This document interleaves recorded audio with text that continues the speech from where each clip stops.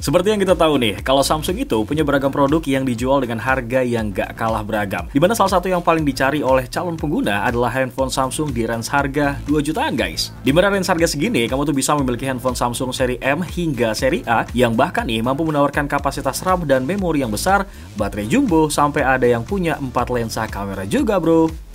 Langsung aja kita masuk ke rekomendasi yang pertama. Ada Samsung Galaxy A23 guys. Walaupun umurnya udah kurang lebih setahun nih, tapi sistem operasi yang digunakan oleh Samsung Galaxy A23 ini masih terbilang fresh loh, karena menggunakan OS Android 12. Nggak sampai di situ aja bro di, OS dari smartphone Galaxy A23 ini juga sudah ditemani oleh One UI 4.1 terbaru loh, hingga mampu menawarkan user experience yang lebih nyaman lagi. Beralih ke sektor layarnya, sebenarnya gue tuh nggak menemukan banyak perbedaan di layar Samsung Galaxy A23 ini sih, kalau kita coba bandingkan ya dengan layar Galaxy A13 yang lalu, di mana keduanya memiliki ukuran yang sama yaitu 6,6 inci IPS dengan resolusi yang juga sama-sama sudah Full HD+.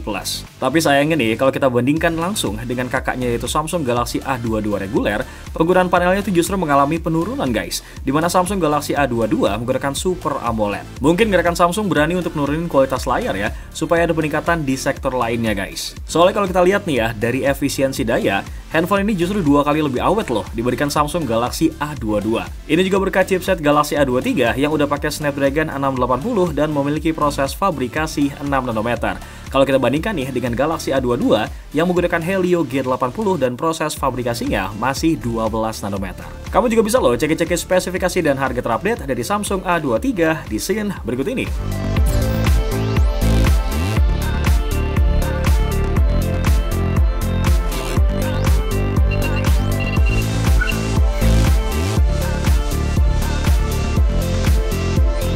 Setelah mengumumkan varian 5G lebih dulu, Samsung Indonesia juga meresmikan versi LTE-nya nih dengan meluncurkan Samsung Galaxy A22 versi yang lebih murah. Hadir untuk konsumen yang mencari pengalaman stabilisasi kamera tingkat hardware, Samsung Galaxy A22 juga menggunakan konfigurasi quad kamera dengan sensor utama yang dilengkapi dengan Optical Image Stabilization alias OIS. Beralih guys ke sektor performanya, handphone ini ditenagai chipset MediaTek Helio G80 dengan fabrikasi 12 nanometer. Selain itu, Samsung Galaxy A22 juga dilengkapi dengan refresh rate layar 90Hz yang dikombinasikan nih dengan One UI yang katanya bisa diupdate loh sampai versi 4. Udah gitu pengalaman gaming kalian tuh bakal jadi lebih lengkap banget deh, karena tersedia juga nih fitur game boosternya. Untuk menopang performanya, handphone ini dibekali dengan baterai berkapasitas 5000 mAh yang udah disupport nih sama fitur adaptive fast charging 15 watt.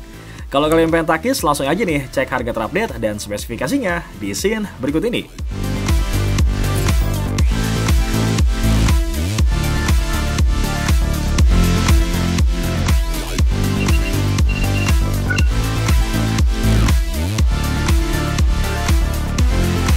Kalau sebelumnya gue udah merekomendasikan Samsung Galaxy A13 versi 4/64GB di range harga sejutaan guys, kali ini gue akan merekomendasikan ponsel yang sama nih, namun dengan varian 6/128GB-nya. Selain desain dan bentuk modul kameranya yang cakep kayak handphone flagship bro, setup kamera Samsung Galaxy A13 juga tergolong lengkap loh. Ya walaupun dibanderol dengan harga relatif murah ya, Samsung tuh masih bisa menyematkan 4 buah sensor kamera lengkap dengan lensa ultra wide. Mengingat nih ya, saat ini mulai banyak banget vendor yang meniadakan jenis sensor yang satu ini guys, bahkan di kelas mid-range sekalipun. Terus peningkatan yang langsung terlihat nih ada pada bagian yang selalu kita gunakan, yaitu resolusi layar yang sudah Full HD+. Dimensinya juga terbilang cukup besar ya, 6,6 inci guys, dan sudah dilapisi dengan perlindungan layar Corning Gorilla Glass 5. Jadi kalau misalkan nih kalian berminat meminang handphone ini, untuk spesifikasi dan harga terupdate dari Samsung Galaxy A13 ada di scene berikut ini bro.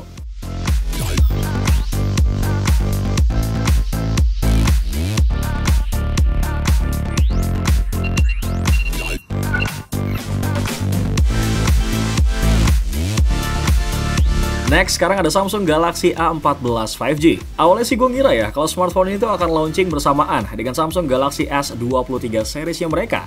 Malah doi yang meluncur duluan nih ternyata. Dan menjadi smartphone pertama dari Samsung yang rilis di awal tahun 2023 kemarin.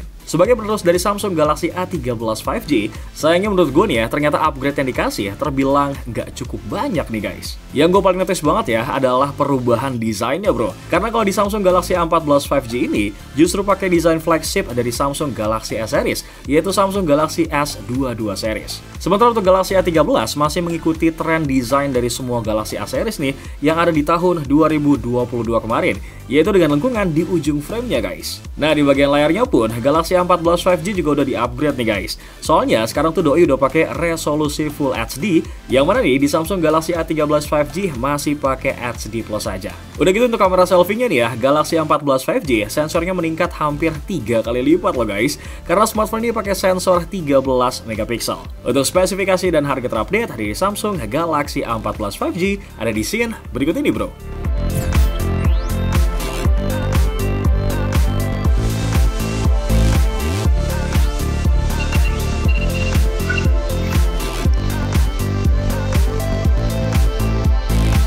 Gak sampai 2 bulan setelah rilis Galaxy A14 5G, Samsung kembali memperkenalkan versi Galaxy A14 di Indonesia guys. Meskipun kalau kita bandingin lagi ya sama pendahulunya, Galaxy A14 ini memang tidak mengalami banyak perubahan.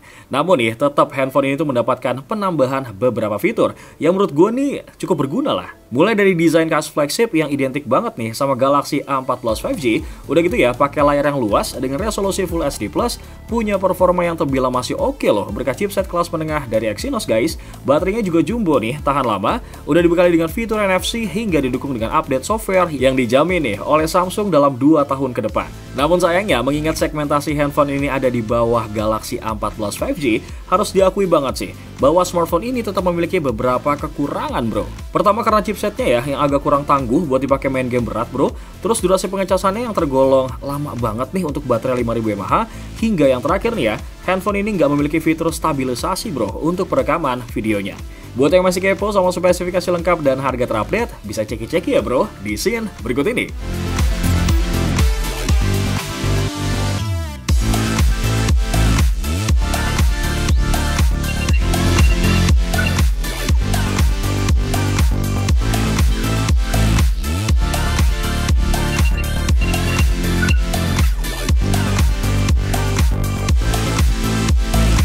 Masuk ke urutan ke-6 ada Samsung Galaxy M32. Kalau dilihat-lihat, kita bisa dapetin smartphone ini lebih murah loh dibandingkan dengan Samsung Galaxy M22. Mulai dari sektor layarnya, handphone ini cukup mengalami peningkatan yang signifikan dari Samsung Galaxy M22. Pasalnya brodi, kalau si Samsung Galaxy M22 masih pakai refresh rate 60Hz, nah Galaxy M32 ini udah di-upgrade jadi 90Hz. Kalau cuma dipakai buat scrolling manja di Instagram sih, ini masih halus pisan brodi. Terus kalau kita lihat nih ya, dari ketahanan baterainya, vendor asal Korea Selatan ini berani loh mengklaim bahwa performa baterai Galaxy M32 mampu bertahan seharian penuh berkat kapasitas baterainya yang udah 5000 mAh. Tapi sayang seribu sayang nih, kalau kita cari tahu lebih dalam, kapasitas baterai yang diberikan Samsung sebenarnya tuh menurun loh dibandingkan dengan pendahulunya, yaitu Galaxy M31 yang punya baterai 6000 mAh. Sementara kalau urusan performa, Samsung Galaxy M32 ditenagai dengan SoC berfabrikasi 12 nanometer, yaitu MediaTek Helio G80, yang digunakan juga nih di Samsung Galaxy M22. Dari sini sebenarnya kelihatan ya, kalau Samsung tuh agak pelit untuk meningkatkan performa. Padahal nih, serinya tuh udah naik satu tingkat loh. Ini sayang banget sih menurut gua. Untuk spesifikasi dan harga terupdate dari Samsung Galaxy M32 ada di scene berikut ini bro.